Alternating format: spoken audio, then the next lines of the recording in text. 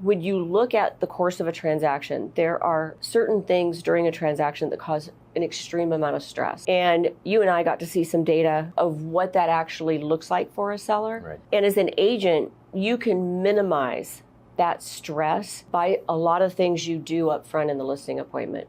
And so what are we doing with skills? Showing the agent what the conversation looks like, what the benefit is to the seller, really speak directly to the fears that they have. And how do you do that up front? Because having to deal with people who make comments that aren't really friendly, like why they didn't like your house, how you help a seller understand negotiations so they aren't fearful of it. How about an inspection that comes back with 50 pages? All those things stress a seller out. If you can deal with them up front, it doesn't mean that they're not going to happen, but if you share with them how you can minimize that up front, by doing a few things, it does change at least a lot of the fear and that sellers have during the entire transaction. I think that's another skill. And that's really the difference. Are you really that trusted advisor, or are you just that transactional agent? And there's a difference. And the difference is how skilled you are. When you know what the stressors are, deal with them up front.